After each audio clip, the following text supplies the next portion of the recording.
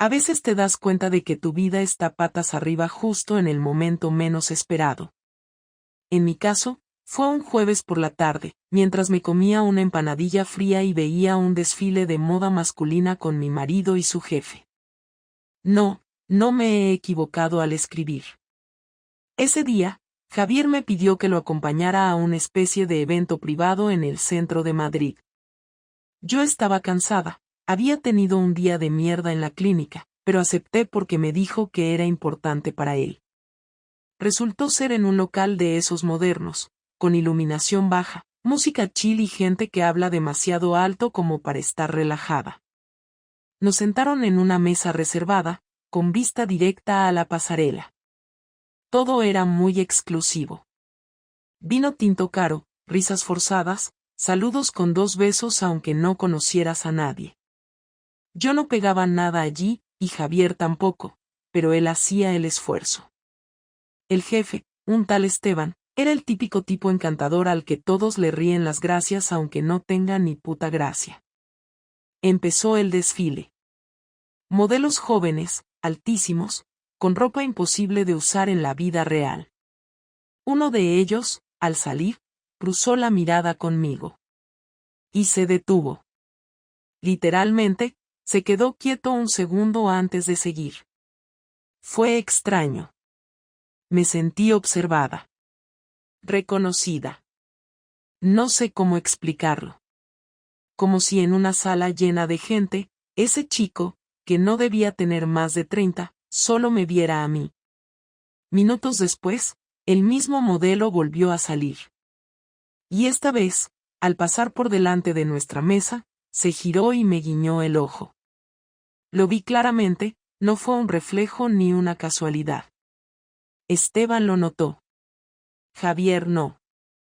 ¿Lo conoces?, me preguntó el jefe, medio en broma. No, mentí, sintiendo como la cara se me calentaba. Después del desfile, fuimos a la zona de catering. Y ahí estaba él, el modelo, apoyado en la barra con una copa en la mano, hablando con otra gente. Y de nuevo, me miró. Directo. Sin vergüenza. Como si me conociera. Y fue entonces cuando me di cuenta, lo conocía.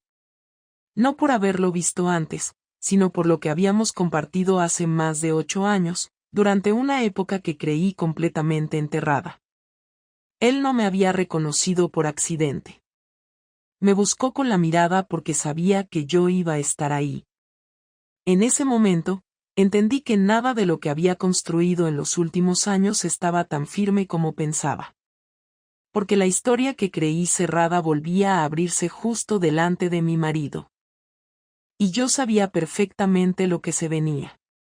Cuando Javier fue al baño, Esteban se quedó hablando con alguien del mundo inmobiliario que vendía pisos de lujo en Ibiza. Yo aproveché ese momento para caminar hacia la barra, no porque quisiera encontrarme con él, sino porque lo necesitaba.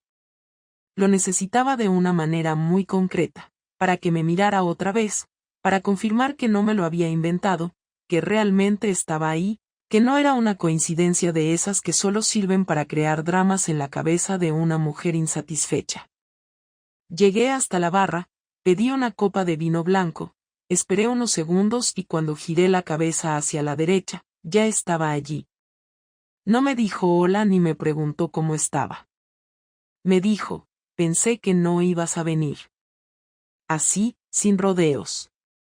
Como si los años no hubieran pasado, como si no fuera absurdo que yo estuviera ahí, al lado de mi marido, en un evento donde él desfilaba como si nuestra historia fuera un malentendido del pasado.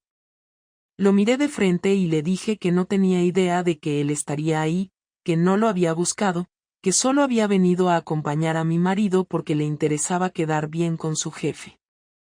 Él sonrió y me dijo que lo sabía, que me había visto en el listado de invitados la semana anterior. Lo dijo con una tranquilidad repugnante, como quien deja caer una bomba con la certeza de que no va a explotar. Le pregunté para qué me había mirado así en la pasarela, si quería provocarme o solo demostrarme que seguía existiendo. Me contestó que no había sido ninguna de las dos cosas, que simplemente se alegraba de verme, que yo había sido una de las pocas cosas reales que había tenido en su vida. En ese momento escuché la voz de Javier llamándome desde el otro lado del salón, preguntando si quería otro canapé. Levanté la mano, le dije que no, que estaba bien, y él volvió con Esteban como si nada. Yo seguía al lado de ese hombre, que ahora me miraba con calma, sin esconder nada, como si el pasado nunca se hubiera ido del todo. Le pregunté si tenía pareja, si seguía viviendo en Barcelona, si modelaba por hobby o porque aún no había encontrado otra cosa. Me respondió que no tenía pareja estable, que seguía en Barcelona y que modelar le daba libertad. Me dijo que ahora trabajaba también en una galería de arte, que había empezado a exponer fotografía. Me preguntó si seguía en la clínica dental y si mis hijos ya eran mayores. Le dije que sí, que estaban en la universidad, que todo marchaba bien. No le conté más. No le dije que a veces me despertaba a las 3 de la mañana y me preguntaba si era esto lo que se suponía que debía sentir una mujer de mi edad. No le conté que hacía meses que Javier y yo dormíamos de espaldas y que a veces me imaginaba cómo sería desaparecer una semana entera sin avisar a nadie. No le conté nada de eso. Pero creo que lo sabía. Porque me dijo, sin venir a cuento, que nunca me había olvidado, que a veces pensaba que si yo no me hubiera ido de ese hotel esa mañana, quizás ahora estaríamos casados. Le contesté que era fácil decir esas cosas cuando no se habían vivido las consecuencias. Me miró con más intensidad y me dijo que no se trataba de consecuencias, sino de elecciones, y que yo había elegido no volver. Entonces saqué el móvil, miré la hora, y dije que tenía que volver con los demás. Él me agarró de la muñeca, suave pero firme, y me dijo que si salía por esa puerta otra vez, no habría más segundas oportunidades. No le respondí. Solo caminé hacia mi mesa, recogí mi bolso y le dije a Javier que me dolía la cabeza, que prefería volver a casa. Me preguntó si estaba bien, con una mezcla de preocupación y fastidio, porque sabía que si yo me iba, él también tendría que hacerlo. Le dije que sí, que solo necesitaba dormir.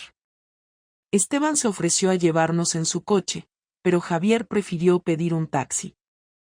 Durante el camino de vuelta no hablamos mucho. Yo fingía mirar por la ventana, pero en realidad solo repasaba lo que había pasado, lo que había sentido, lo que había evitado decir. Al llegar a casa me duché sin decir palabra, me puse el pijama y me metí en la cama. Javier lo hizo también, pero se quedó con el móvil encendido mirando alguna tontería de fútbol. No me preguntó nada más. No me abrazó. No intentó saber qué me pasaba. Y ahí fue cuando entendí que lo que había sentido esa noche no era deseo, ni nostalgia, ni curiosidad. Era hambre. Hambre de ser otra, aunque solo fuera por un rato. Hambre de que alguien me mirara como si todavía tuviera algo que ofrecer más allá de ser madre, esposa y mujer responsable. Y en esa cama, al lado de un hombre que ya no me veía, decidí que no iba a dejarlo así. Al día siguiente le mandé un mensaje. Solo 3 palabras. Tenemos que vernos. Él respondió con una dirección y una hora. No me preguntó si estaba segura. No me pidió explicaciones. No me ofreció disculpas por el pasado. Solo me abrió una puerta. Y yo, sin pensarlo demasiado, caminé hacia ella.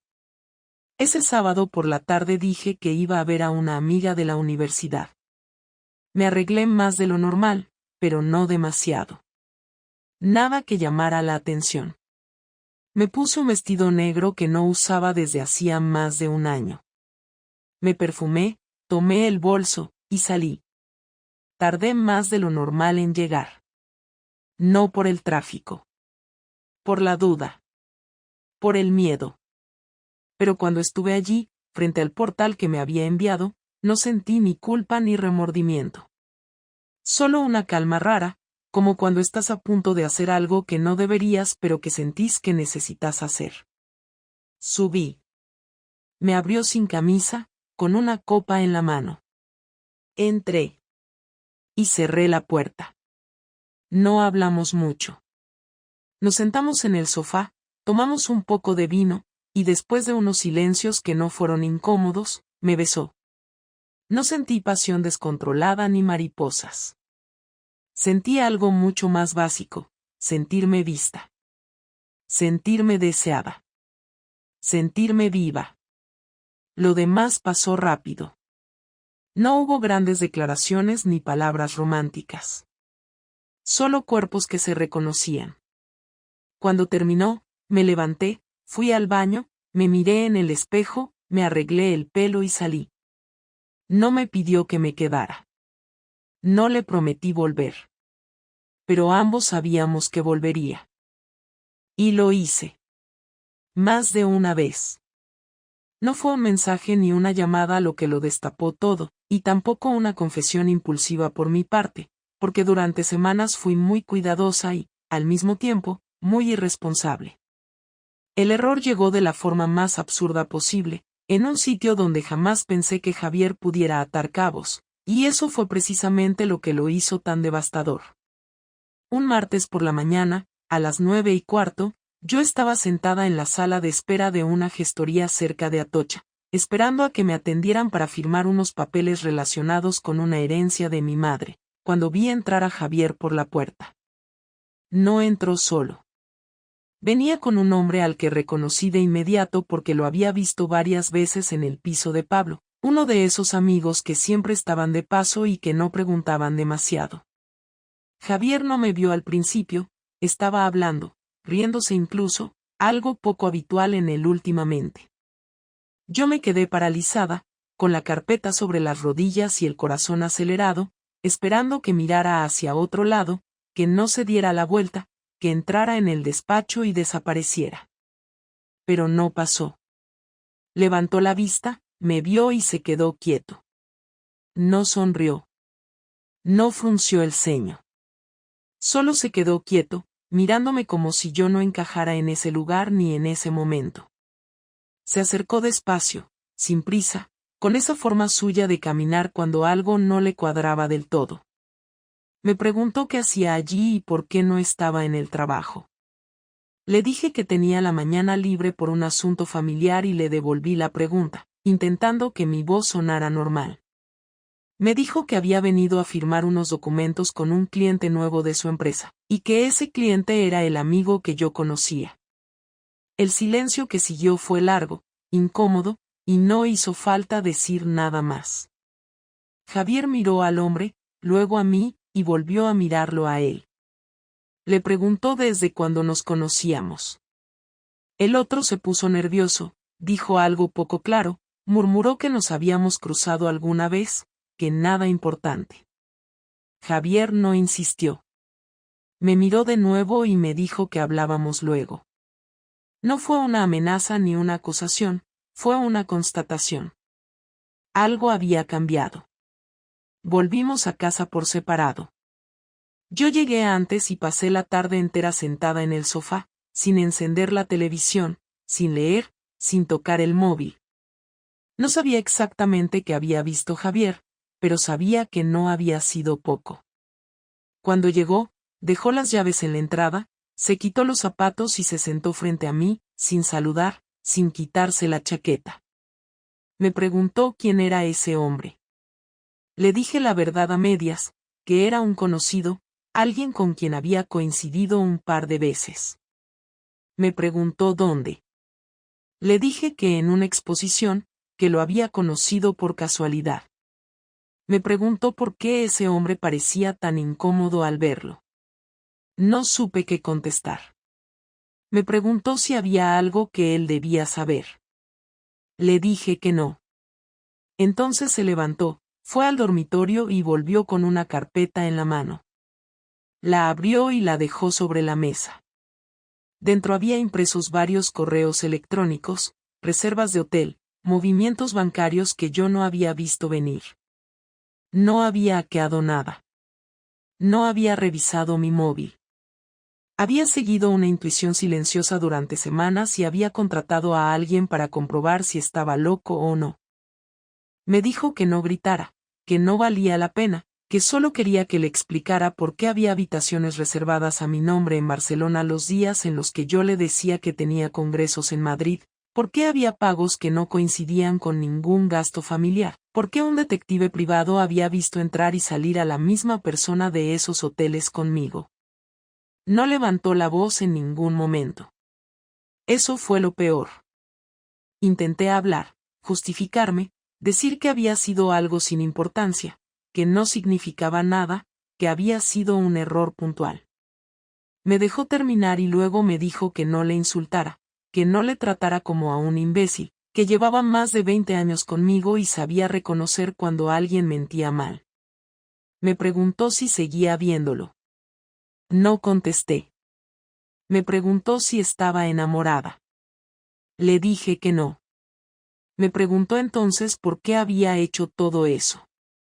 No supe responderle de forma clara, porque la respuesta era egoísta, incómoda y poco heroica, y porque decirla en voz alta me hacía quedar como lo que era. Se levantó otra vez, fue a la cocina y volvió con 2 vasos de agua que no bebimos. Me dijo que se había sentido humillado, no por el hecho de que yo me acostara con otro hombre, sino porque lo hubiera hecho creyendo que nunca se daría cuenta, como si él fuera un mueble más de la casa. Me dijo que no había dormido bien durante semanas, que había repasado conversaciones, horarios, gestos, que había llegado a preguntarse si se estaba volviendo paranoico. Me dijo que el momento en la gestoría había sido la confirmación, que no necesitaba más pruebas, pero que las había conseguido igual. Me preguntó si pensaba dejarlo. Le dije que no lo sabía. Fue la peor respuesta posible. No lloró. No gritó. No golpeó nada. Me dijo que se iba a ir unos días a casa de su hermano para pensar, que no tocara nada, que no llamara a nadie, que ya hablaríamos. Se levantó, cogió una bolsa con algo de ropa y salió por la puerta. Yo me quedé sola en el salón, mirando esa carpeta abierta, sintiendo por primera vez algo parecido al miedo real, no a perder a un hombre, sino a enfrentarme a lo que había hecho sin poder esconderlo detrás de excusas bonitas. Esa noche no dormí. No por remordimiento abstracto ni por culpa exagerada, sino porque entendí que ya no controlaba la situación, que las decisiones que había tomado por impulso ahora tenían consecuencias que no podía manejar. 2 días después volvió. Se sentó frente a mí otra vez, con la misma calma forzada, y me dijo que había hablado con un abogado.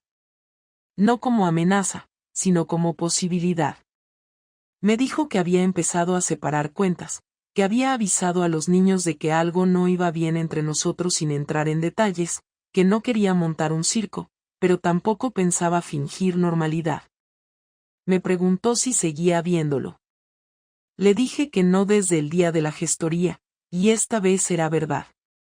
Me dijo que eso ya no importaba tanto.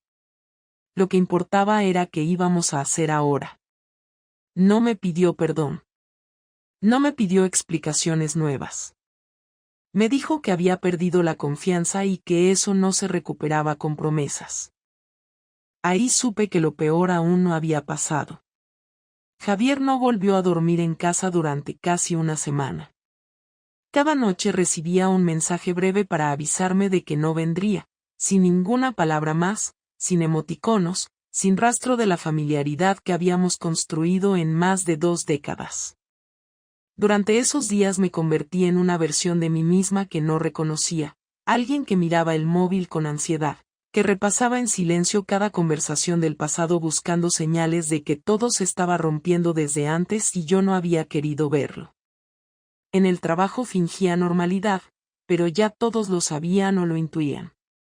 No hacía falta contar nada, bastaba con la cara que tenía, con los silencios en mitad de frases sin terminar, con las respuestas evasivas cada vez que alguien me preguntaba por Javier.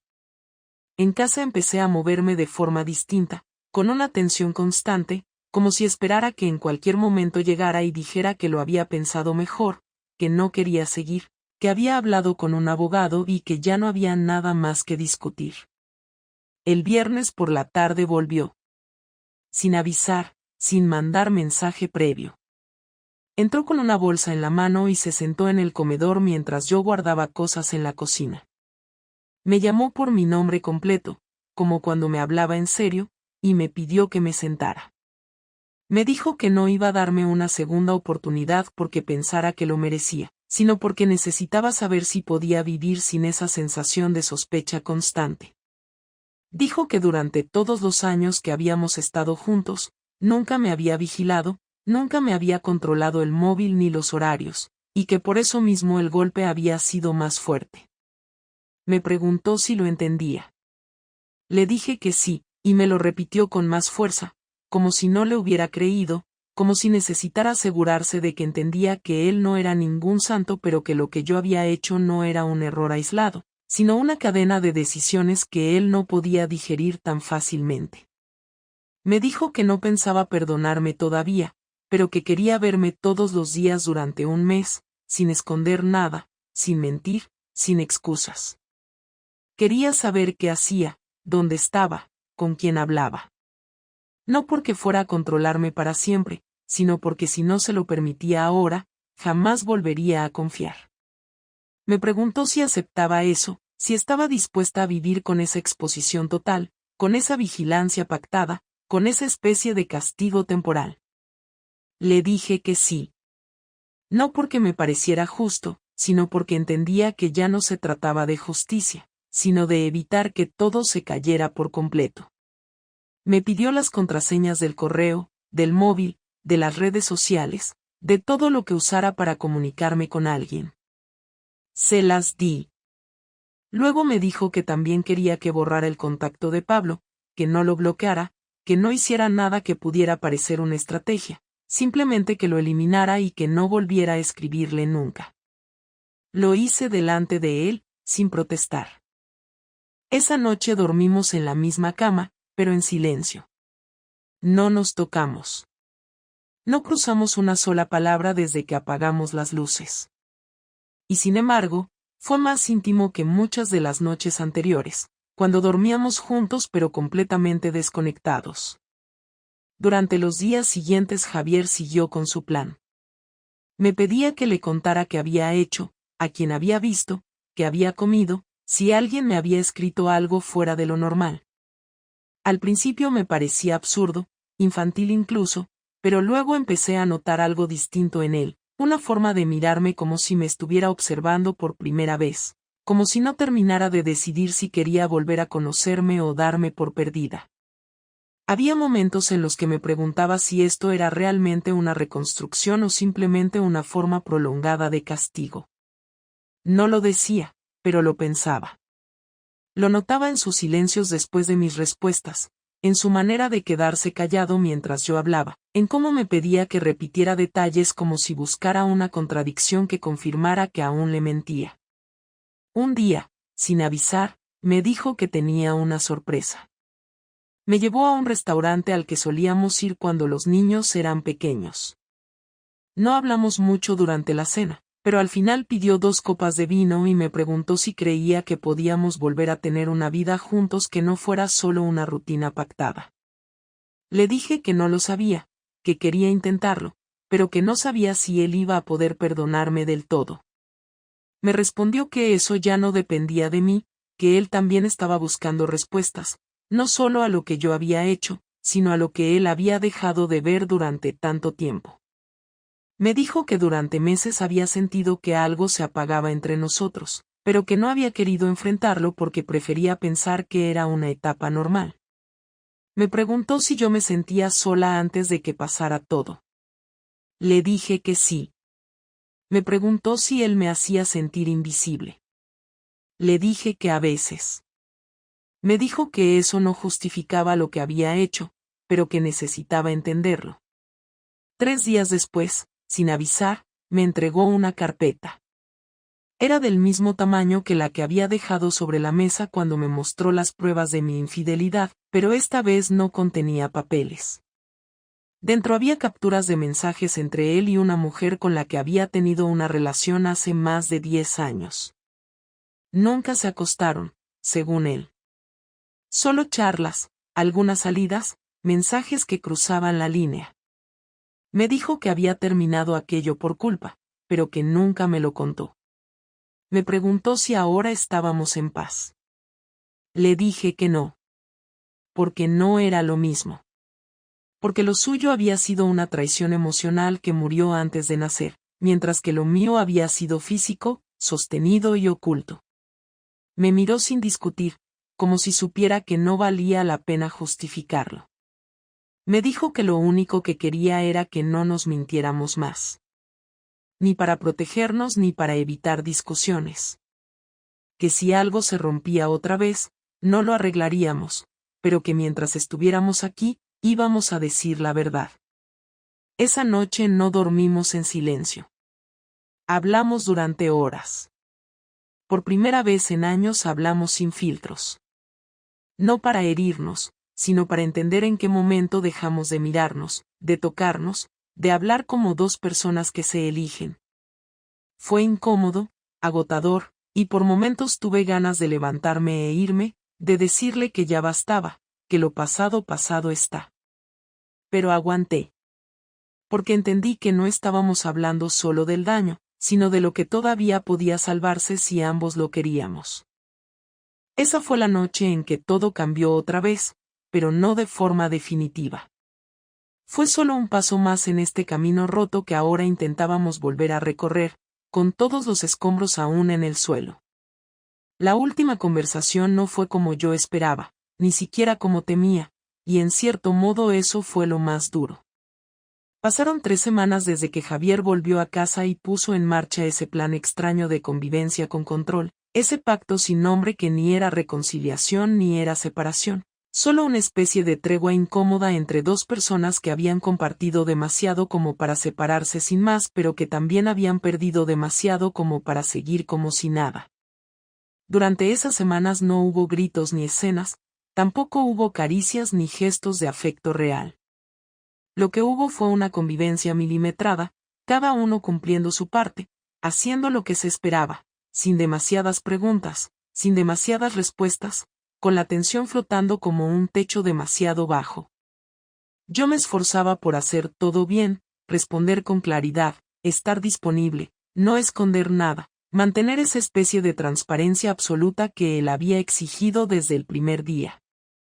Y él, aunque no lo decía, hacía lo mismo, me avisaba de cada movimiento, me mostraba sus mensajes si hablaba con alguna mujer, me enseñaba incluso conversaciones banales para que viera que no tenía nada que ocultar. Era como si estuviéramos ensayando una nueva forma de relación en la que la intimidad se había convertido en exposición continua.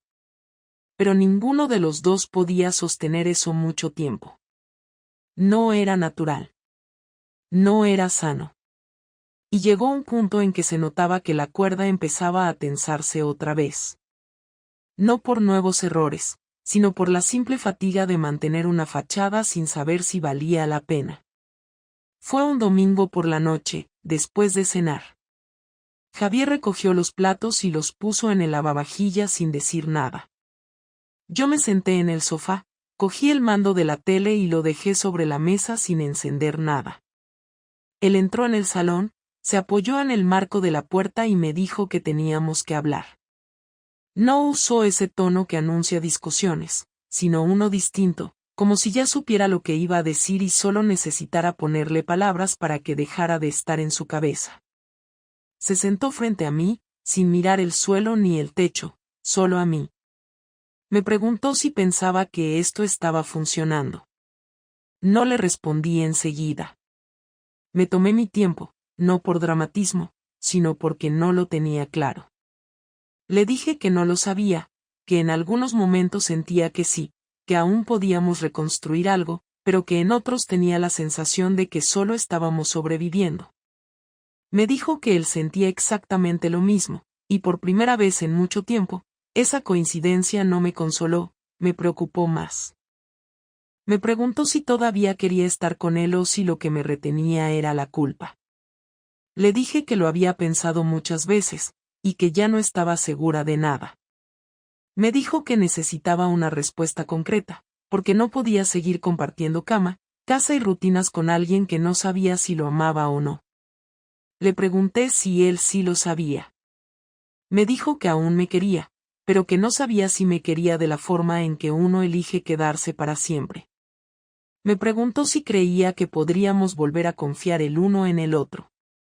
Le dije que tal vez sí, pero que eso llevaría tiempo.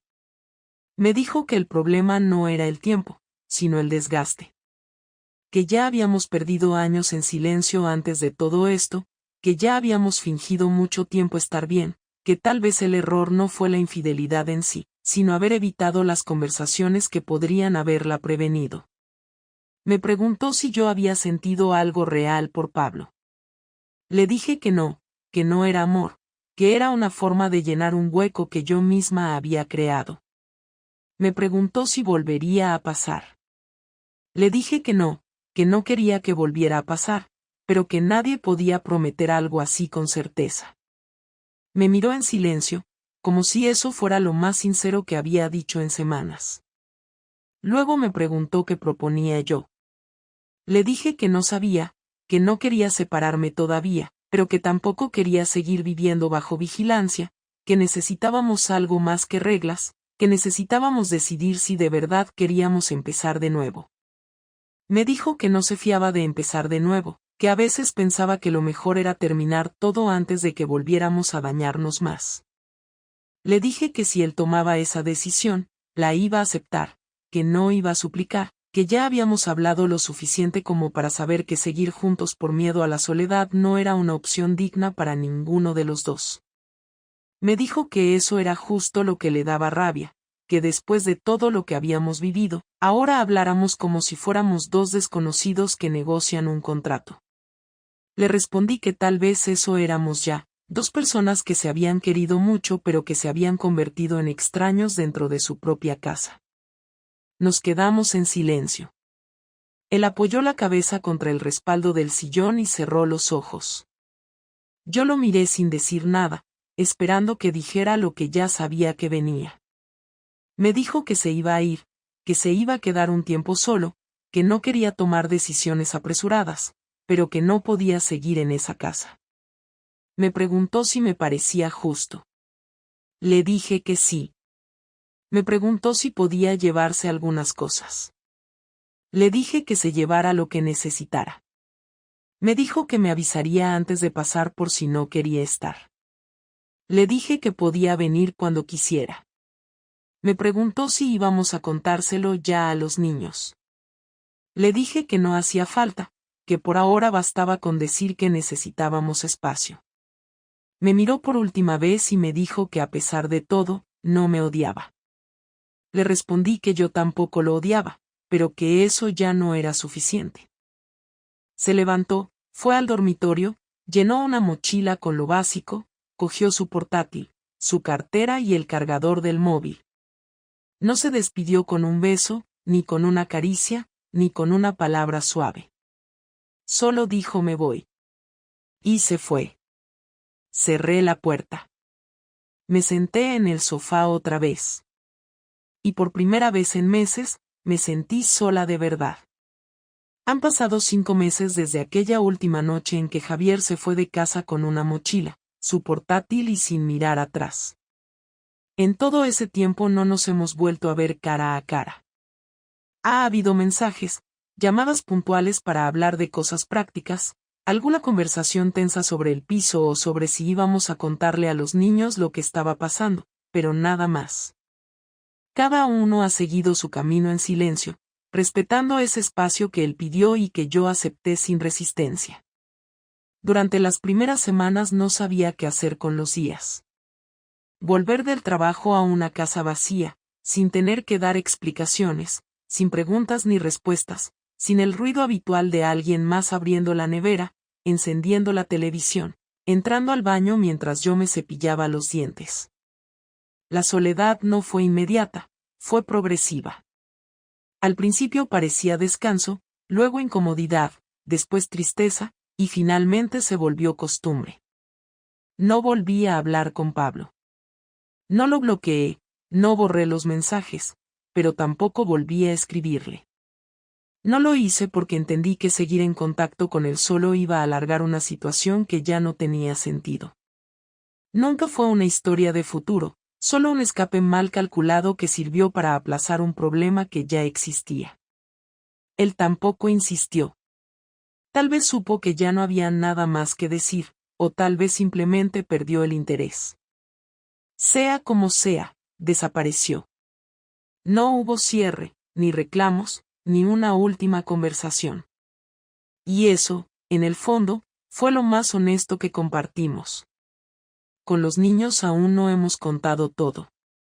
Les dijimos que su padre necesitaba un tiempo para trabajar desde otro sitio, que estábamos en pausa, que no había peleas ni terceros, que simplemente estábamos en momentos diferentes. Ellos lo aceptaron sin hacer demasiadas preguntas. Sospecho que ya sabían algo, que intuían que las cosas no iban bien, pero decidieron no forzar una verdad para la que tampoco tenían herramientas. Javier me escribió hace 2 semanas. Me dijo que ya había encontrado un piso para quedarse de forma permanente, que estaba bien, que necesitaba empezar a organizar su vida sin depender de cómo saliera esto entre nosotros. Me preguntó si yo pensaba hacer lo mismo. Le respondí que aún no lo sabía. Me preguntó si quería vernos un día, tomar un café, hablar sin debernos nada. Le dije que sí, pero luego no fijamos fecha. Y ahí quedó la cosa. Una aceptación mutua de que lo que tuvimos se está cerrando sin que nadie dé portazos. En estos meses he aprendido cosas que antes ignoraba, o que tal vez siempre supe pero preferí no mirar de frente. He aprendido que la rutina puede destruir igual que una traición, que el silencio prolongado desgasta más que una discusión, que la falta de deseo también es una forma de abandono aunque no se note enseguida. Pero también he aprendido que no todas las culpas pesan igual, que uno puede hacer daño sin odiar, que la infidelidad no siempre viene de una falta de amor sino de una ausencia de voz, de una necesidad no resuelta, de una frustración que crece y se disfraza de oportunidad cuando en realidad es un grito desesperado por no desaparecer del todo. No voy a justificar lo que hice. Me equivoqué. Tomé decisiones que hirieron a la persona que más confiaba en mí. Pude hablar antes, pude pedir ayuda, pude decir que estaba mal, que me sentía invisible, que necesitaba algo que no estaba encontrando. No lo hice. Me callé y actué. Y eso tiene consecuencias. No lo hice por venganza, ni por aburrimiento, ni porque me enamorara de otro. Lo hice porque me perdí. Y aunque suene excusa, es lo único que puedo decir con honestidad. Hoy no tengo pareja, no tengo a Javier, no tengo a Pablo, no tengo a nadie esperando en ningún sitio.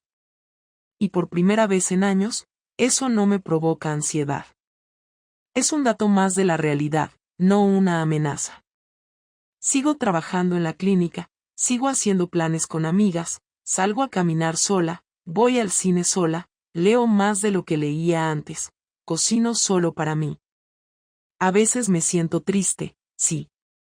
A veces echo de menos el sonido de Javier entrando en casa o el simple gesto de que alguien me preguntara cómo me fue en el día. Pero no confundo eso con necesidad de volver. Echo de menos lo que fuimos, no lo que somos ahora. Hace una semana soñé con él.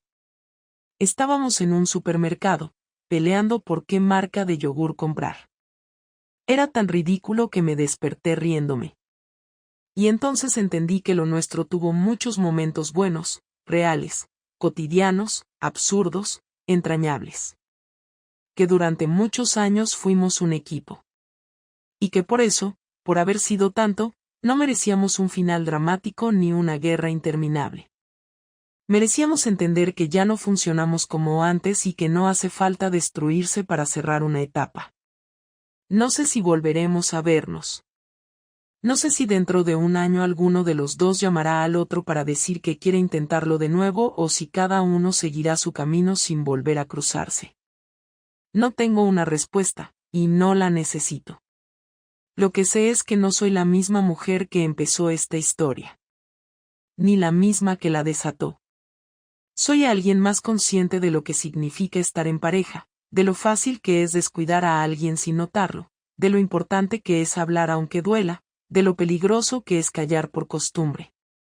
Aprendí que una relación larga no es garantía de amor eterno, y que nadie tiene asegurado el afecto de otro solo por haber estado ahí mucho tiempo.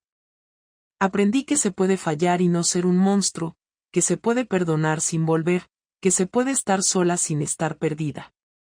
Si me preguntas hoy si me arrepiento, no te voy a decir que no, porque sería hipócrita.